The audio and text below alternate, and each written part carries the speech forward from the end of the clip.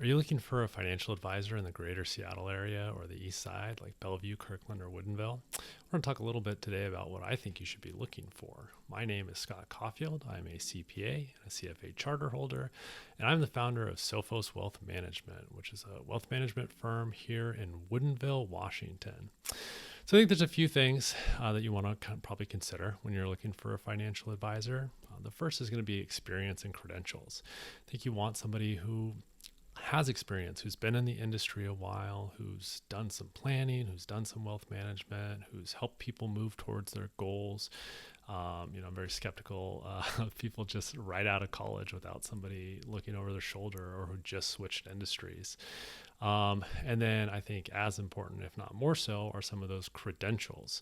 That's going to tell you that somebody's got the expertise, the competence, that they've taken the time to do deep studies in the industry. Things that you're probably going to want to consider are things like a CPA. I'm obviously biased that I think that one is good. That's really going to help you with the tax planning and breaking that part of somebody's portfolio apart. CFA, that really shows a lot of investing expertise. It's, in my opinion, the hardest credential to get out of the most commonly seen ones in the wealth management world. But then the CFP is good for planning and things like that. In general, I think all of these, though, show that somebody's really done the work to become an expert in their field, and they're also held to certain ethical standards.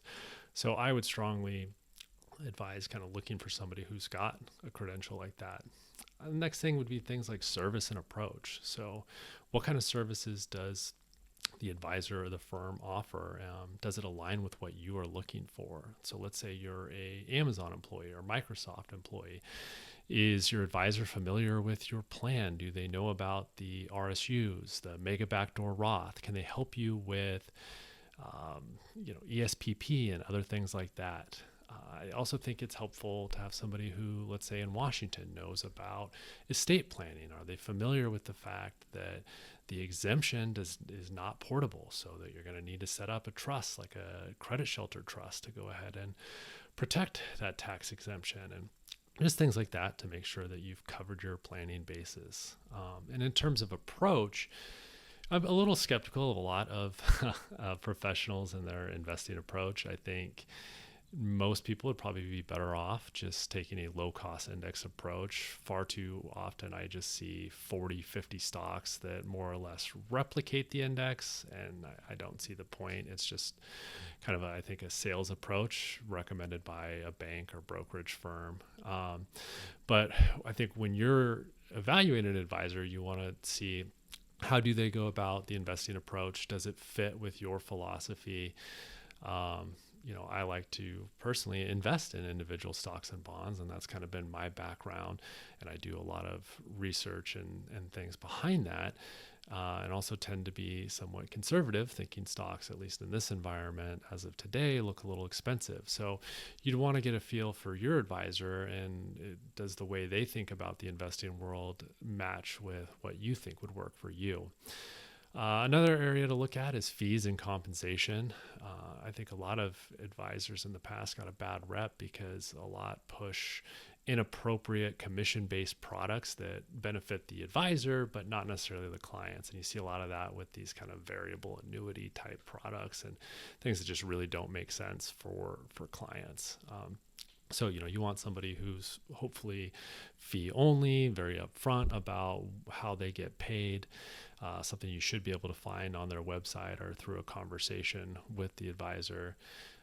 The last thing you might want to look at are things like testimonials and reviews. There's Google, there's Yelp. You can look at an advisor's website.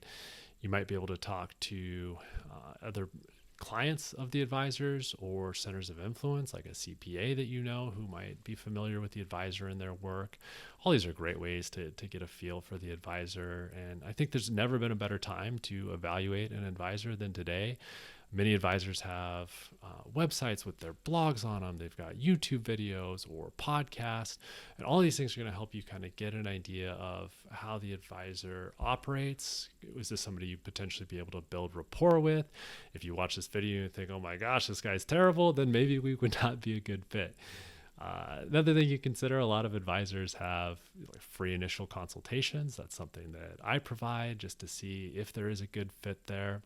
So, yeah, I think there's never been a better time to find an advisor here. And I think there are some good options here in the greater Seattle area. So if you'd be interested in a free consultation, I'd be happy to chat. You can find my information below the video. And thanks for tuning in.